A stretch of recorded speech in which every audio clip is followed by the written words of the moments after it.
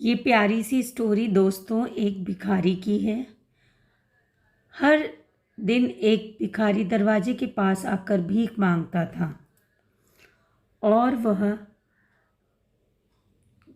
दरवाजे पे आता था और वो हर व्यक्ति से भीख मांगता रहता था। धीरे धीरे समय बीतता गया और लोगों को समझ में आने लगा कि वो क्या कर रहा है।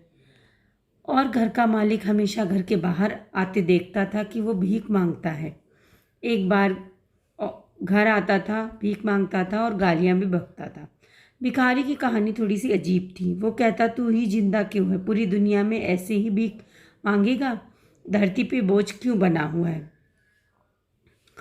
और कभी कभी उस भिखारी को गुस्से में वो धक्का भी दे देता था।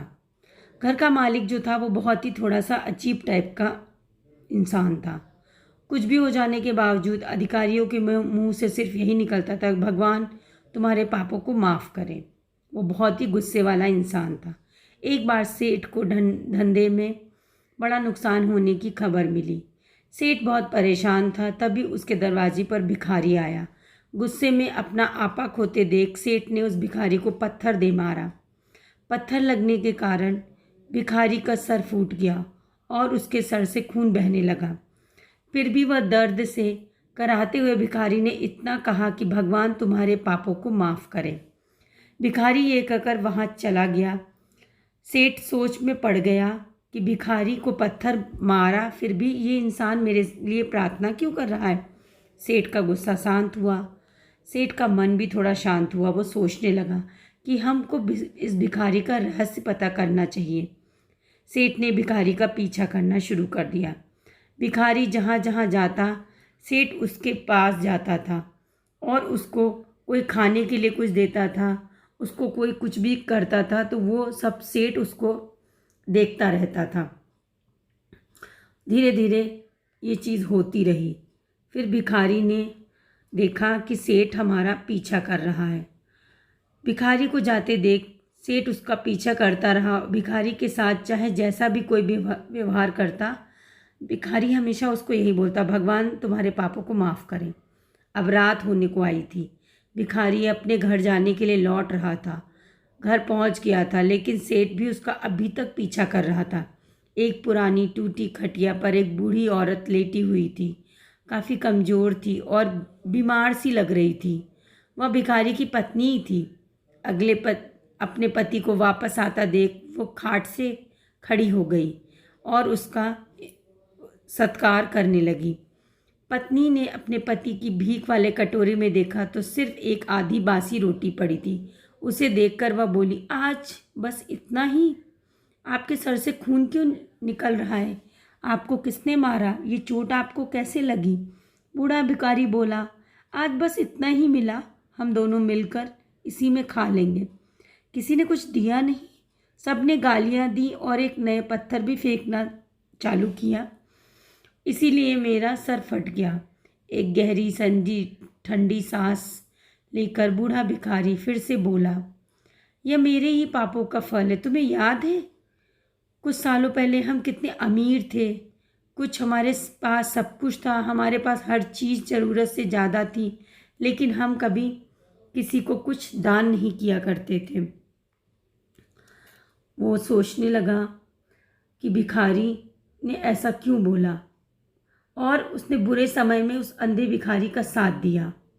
उसने बोला कि तुमको वो बात याद है ना कि हमारे साथ कितना बुरा हुआ था। ये बात सुनकर बूढ़ी पत्नी की आंखों में आंसू आ गए। वह बोली, हम उस बेचारे अंधे के साथ कितना बड़ा बेकार करते थे। हम उसका अपमान करते थे, उसको रोटी नहीं देते थे, उसको कागज़ देते थे, उसका मजाक उड़ाते थे। हमने भी उसको कितना मारा, तभी हमको इस चीज़ की सज़ा मिल रही है। हाँ, मैंने उसको रास्ता नहीं दिखाया था। एक बार मैंने उसके मुंह में मिट्टी भी फेंकी थी। वो हमेशा दुखी रहता था। यही कहता है, भगवान तुम्हारे किए की सज़ा इस जन्म में ज़रूर देता है। भगवान तुम्हारे पापों की सज़ा ज़रूर देगा। उसका श्राप सच हुआ। हम इस दुख भरी जिंदगी में आ गए। भिखारी बोला, हाँ, उसका श्राप सच हुआ, इसलिए हमें किसी की बदुआ नहीं लेनी चाहिए। अगर कोई हमारे साथ कितना भी बुरा बर्ताव करता है, मैं हमेशा उसके लिए यही प्रार्थना करता हूँ, मैं नहीं चाहता कोई मेरी जैसी ज़िंदगी का अनुभव करे। किसी को भी हमारे जैसे दुखों का सामना करना पड़े। वो नहीं जानते कि वह कितना बड़ा पाप कर रहे हैं। इसलिए अनजाने में हुए पापों की सज़ा उनको किसी न किसी रूप में ज़रूर मिलती है। हम लोगों की कितनी भी बुराई करें, कितनी भी दूसरों के बारे में बुरा सोचें, वो सारी चीज़ें हमारे ऊपर ही आती हैं। सेठ वहीं पर छुप कर सारी बातें सुन रहा था। अब उसको सब कुछ समझ में आ रहा था। भिखारी और उसकी पत्नी आधी रोटी खुशी खुशी मिल बांट कर खा रहे थे और भगवान को धन्यवाद दे रहे थे कि हे भगवान, आपने जो मुझे ये दिया, मैं इसका बहुत आभारी हूँ और आपका मैं धन्यवाद करता हूँ। अगले दिन बड़ा भिखारी फिर से भीख मांगने गया और घर के पास जाते ही सेठ ने पहले ही गरम रोटी उसके लिए निकाल कर रखी थी। उसे देते हुए सेठ ने विनम्रता से बोला, माफ़ कर दीजिए मुझे बाबा, मैं उसे बहुत बड़ी गलती हो गई। बूढ़ा भिखारी बोला, भगवान तेरा भला करे। इतना कहकर वो आगे निकल गया।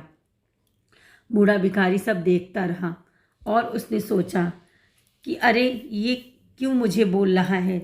तभी सेठ ने पूरी कहानी उसको बताई कि मैंने बाबा आपका कल पीछा किया था कि आप कहाँ जाते हो, आप क्या करते हो, क्योंकि आपको लोग कोई कितना भी बुरा भरा बोलता था, आपकी बुराई करता था, आप दूसरों के बारे में बुरा लोग बोलते थे आपके बारे में, पर फिर भी आप सबको यही बोलते थे कि तुम्हारे पापों को भगवान माफ़ करें।